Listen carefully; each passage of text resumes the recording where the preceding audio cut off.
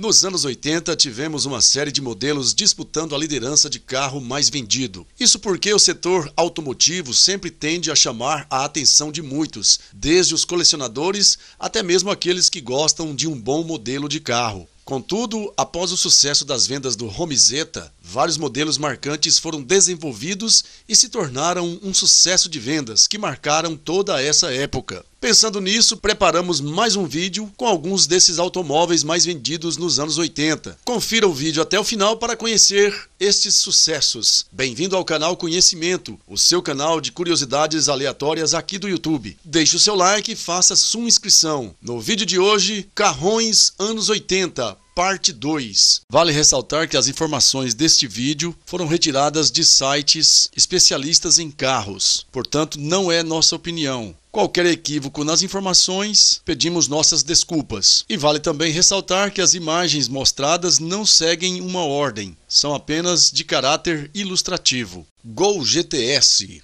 O Gol GTS foi o carro que lapidou a alma esportiva do hatch. Arisco e feroz, a personalidade selvagem do Gol GTS marcou época e trouxe esportividade para a família Gol.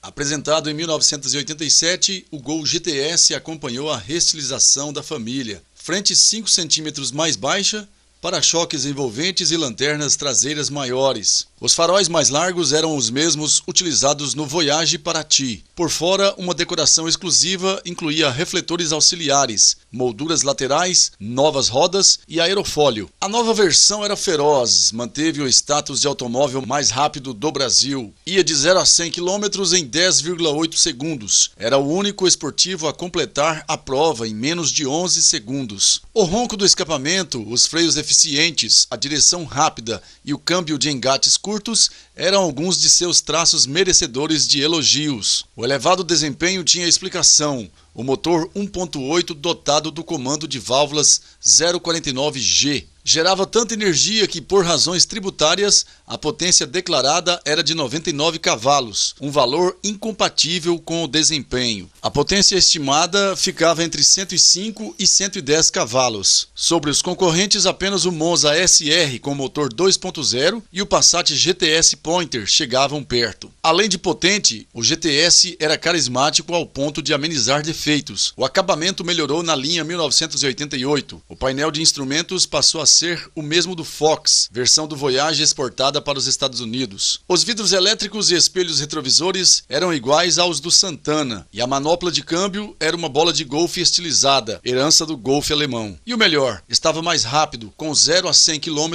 por hora em 10,6 segundos. Embora tenha perdido o posto de nacional mais rápido para o GTI, o GTS manteve seu público. Era 56% mais barato que o top de linha e o preferido dos preparadores, que abusavam da dupla carburação horizontal ou instalavam um turbo. Já no início de 1990, ele teve sua restilização e enfrentou o Escort XR3 1.8 e o Uno 1.6R, mas continuava imbatível na relação custo-desempenho. Em números absolutos, perdia apenas para o Cadete GSI e o irmão caçula, o Gol GTI, ambos com motor 2.0. O Gol GTS 91 mantinha o ronco e a estabilidade inalterados, mas a queda no desempenho era sensível, ia de 0 a 100 km por hora em 11,8 segundos. A concorrência evidenciava um ponto negativo do GTS, a ausência de discos ventilados nos freios dianteiros. Mesmo sendo campeão de frenagem, a perda de eficiência em uso severo era sensível e perigosa. Em fim de carreira, o GTS 1994 trazia direção hidráulica, mas despediu-se com a chegada da segunda geração do Gol. Em 1996, o Gol TSI foi uma tentativa de repetir seu sucesso, mas faltavam itens de série que o irmão do meio tinha de sobra: carisma e desempenho.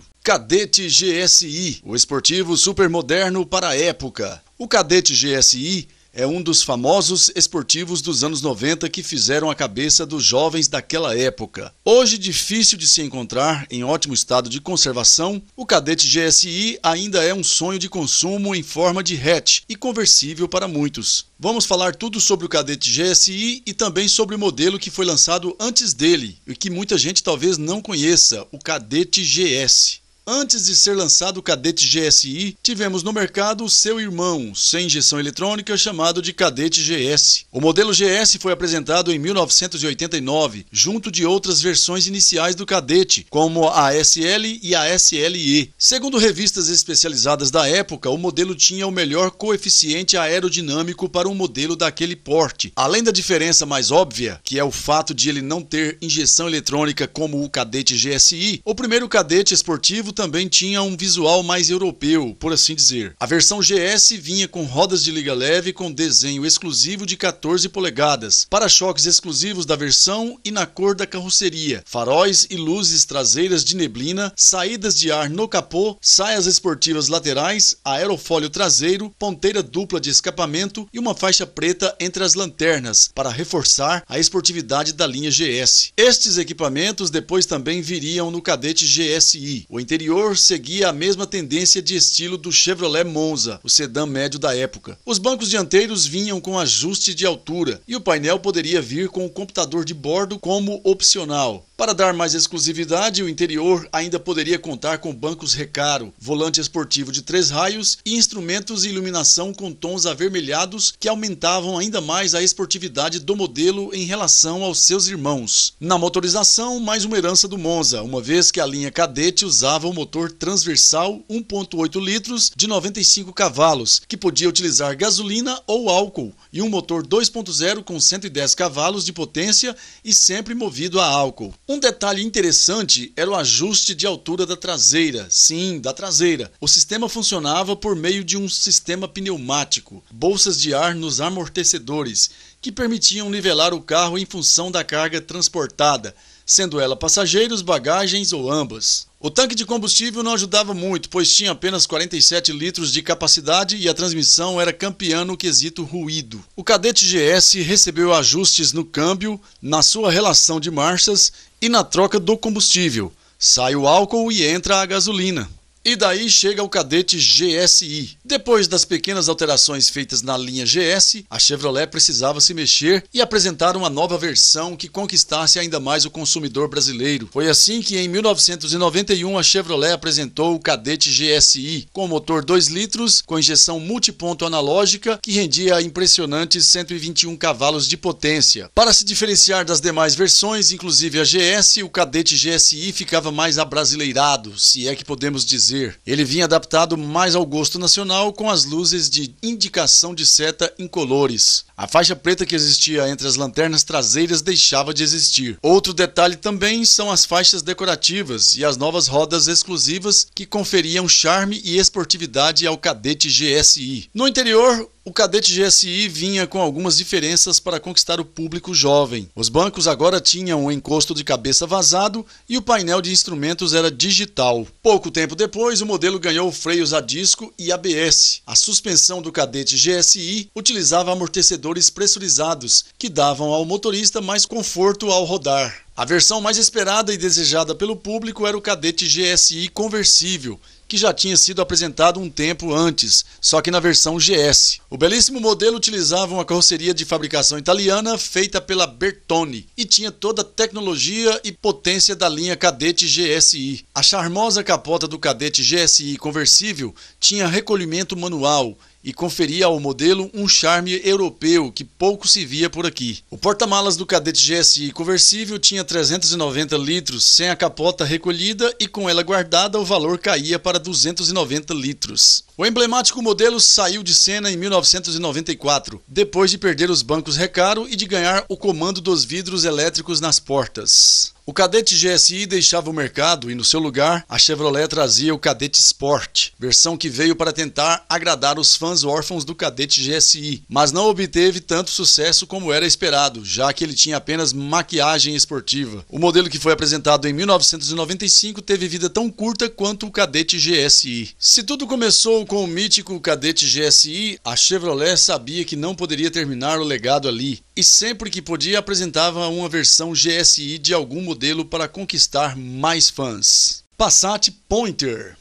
Um dos carros esportivos mais emblemáticos do Brasil foi o chamado Passat Pointer, como ficou conhecida a versão GTS do Fastback da Volkswagen. Ele foi produzido no país dos anos 70 até o fim dos anos 80. O modelo ganhou fama de bom carro e fez sucesso nas pistas de corrida do Campeonato Brasileiro de Marcas. No entanto, o Passat Pointer era o suprassumo de performance da Volkswagen na ocasião, embora tenha tido o Gol GT como rival no início de carreira, sendo este também convertido em GTS. O modelo marcou uma época em que não havia importações oficiais de automóveis, onde a criatividade ficava a cargo das montadoras. Equipado com o bom motor AP 1.8, o Passat Pointer era um clássico já em sua época, visto que, além do Gol GT, havia o mais moderno Chevrolet Monza SR. Então este carro, que ostentou a sigla GTS, tem agora a sua história contada. Em 1984, a Volkswagen lançava no isolado mercado nacional o esportivo Passat Pointer, que ostentava um sobrenome na versão GTS, que surgira um ano antes, ainda na atualização anterior. Caracterizado pela cor vermelho flash, embora existem outros opcionais como o preto Onix, o fastback dos anos 70 empolgava. No ano anterior, o Passat havia recebido um facelift, que tirava os faróis duplos quadrados da segunda atualização e empregava 4 faróis quadrados em molduras cromadas. O conjunto, um dos mais belos e harmônicos dos clássicos nacionais, tinha refletores laranjas nas laterais, mas os piscas ficavam no para-choque. Como a nomenclatura havia mudado de TS para GTS em 1983, o para-choque do primeiro foi mantido,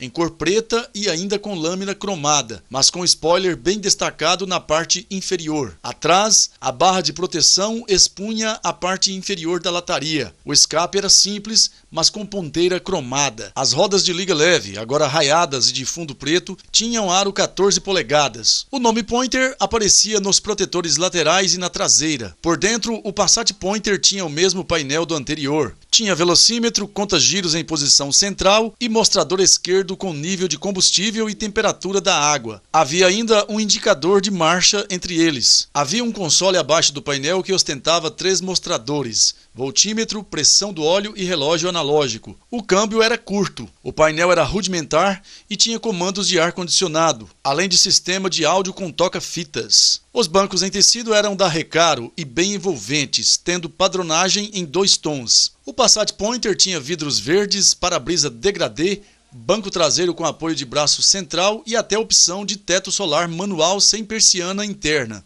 O Passat Pointer começou sua carreira ainda com o não menos famoso motor AP 1.8, herdado do Santana, ostentando assim 85 cavalos na versão com gasolina e 92,5 cavalos numa configuração para uso de álcool.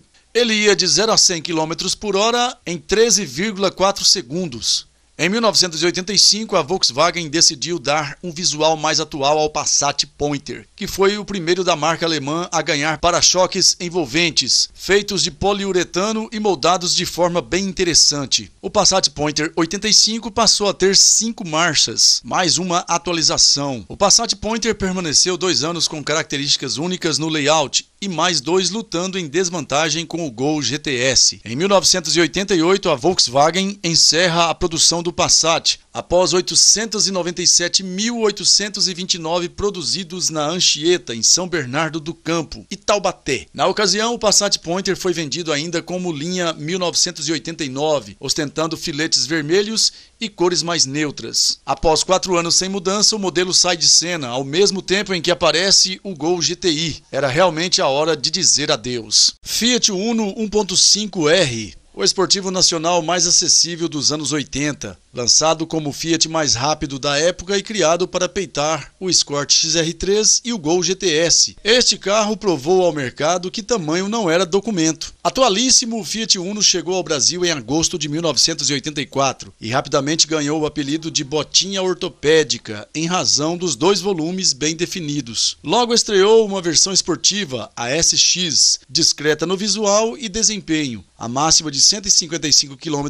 por hora e os 15,3 segundos para ir de 0 a 100 km por hora catalisaram o desenvolvimento do lendário Uno 1.5R. A brincadeira começou no departamento de competições da Fiat, vitoriosa com o 147 no Campeonato de Marcas e Pilotos de 1983, e não tão bem sucedida com o sedã Odi em 1984. A versão 1.5R foi a maior novidade de 1987 para encarar o Ford Escort XR3 e o Gol GTS. Bastou adotar o motor do sedã Premium e recorrer a soluções de praxe, comando de válvulas esportivo, taxa de compressão mais alta, coletor de admissão redimensionado e novo acerto de carburação o fizeram subir de 71 para 85 cavalos. Foi o carro oficial do GP Brasil de F1 daquele ano e era o mais rápido dos Fiat nacionais, de 0 a 100 km em 12 segundos. Reforçado, o câmbio de 5 marchas foi reescalonado para tornar as relações mais próximas entre si, colaborando para a excepcional agilidade do carrinho de apenas 872 kg.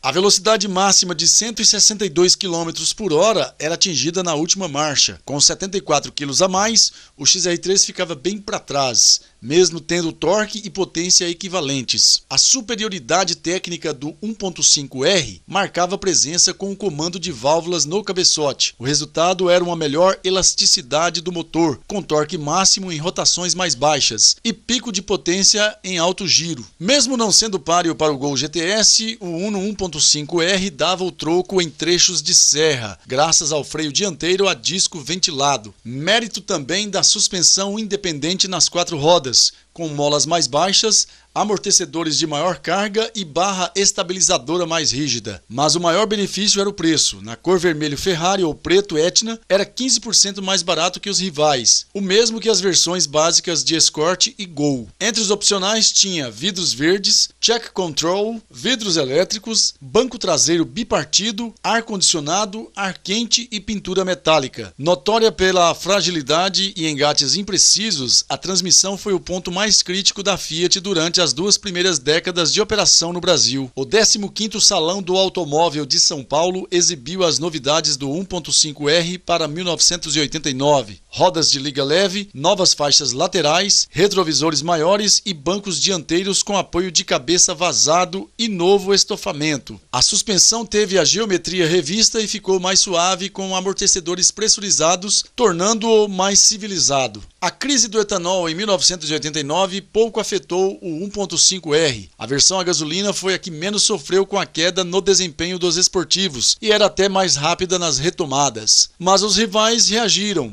O XR3 recebeu motor 1.8 enquanto o Gol GTI e Cadete GS estreavam um motor 2.0. O Uno 1.5R saiu de linha com a chegada do 1.6R. O maior custo dos pistões elevou a cilindrada, torque e potência. Ele ficou ainda melhor em 1993 com a injeção eletrônica. O avanço técnico pavimentou a estrada que trouxe o mítico Uno Turbo. Ford Del Rey Ghia. O Del Rey é um modelo médio de luxo produzido pela Ford do Brasil entre 1981 e 1991. Derivado do Corcel, teve 2 gerações, a segunda a partir de 1985. Ele foi oferecido em versões de 2 e 4 portas, além da perua Scala, depois da Belina, e da picape Pampa, que também está descontinuada desde 1997. O Del Rey, de certa forma, substituiu o grandalhão e ultrapassado Landau, tornando-se o carro mais luxuoso da Ford no país. O Del Rey teve cerca de 350 mil unidades produzidas em 10 anos. O Del Rey recebeu o motor 1.6 do Corcel, de origem Renault, que desenvolvia 69 cavalos a gasolina e 73 cavalos no etanol. Com isso, não chegava aos pés dos 190 cavalos do Galaxy. Além de cavalos, faltavam também preciosos centímetros no banco traseiro, 1 metro mais curto que o Galaxy. O fraco desempenho do Del Rey irritava seus motoristas, que quase passavam vergonha em ladeiras muito íngremes se estivesse com 5 passageiros. A solução veio da Volkswagen, que associou a Ford no Brasil, criando a Holding Auto Latina em 1987. O Del Rey foi contemplado em 1989 com o motor VW-AP 1800, que desenvolvia 91 cavalos com gasolina e 99 com etanol, o que lhe garantiu uma sobrevida de 3 anos. O Ford Del Rey, em sua primeira geração, podia ser encontrado nas versões ouro e básica, chamada popularmente de prata. Era um carro de acabamento refinado e que lembrava seu irmão mais velho, o Ford Corcel, mas ao mesmo tempo remetia ao bom e velho Galaxy Landau. A versão mais completa vinha de série com itens que não eram comuns, mesmo nos carros da sua categoria, como rodas de liga leve, vidros elétricos, travas elétricas nas portas, retrovisores com comando interno, bancos em veludo, faróis de neblina Neblina, relógio digital localizado no espelho retrovisor central, entre outros. O modelo recebeu câmbio automático como opcional em 1983 e em 1984 recebeu o motor CHT. Em 1985, a Ford fez algumas mudanças no modelo, que permaneceria praticamente intacto até o final da sua vida em meados de 1991. O já cansado sedã ganhou nova frente, semelhante à do Ford Corcel, com grade aerodinâmica e um spoiler que servia de moldura para os faróis de neblina. O modelo passou a contar com outras denominações. Saía de linha a prata e ouro e entrava o GL como básico, GLX como intermediário e o guia como versão top de linha. Perdeu o requinte das rodas de liga leve, mas ganhou novos itens. O Del Rey, na verdade, era o Corcel Sedan, que havia sido descontinuado em 1977 com o fim da carroceria do Corcel 1, mas a nova versão voltou com outro posicionamento de mercado e diferentes itens de luxo e segurança. Outra situação foi a necessidade da montadora em se preparar para enfrentar a segunda geração dos concorrentes, que desembarcariam no Brasil ainda no início da década. 10 anos após o seu lançamento, ele se despediu em grande estilo com a versão Del Rey Guia 91, painel completo, um acabamento interno simplesmente fantástico e a robusta mecânica AP 1.8. No início da década de 1990, com a chegada do moderno Ford Verona e do irmão bastardo, o Ford Versailles, um híbrido da malfadada Autolatina, o fim do Del Rey foi decretado em 1991.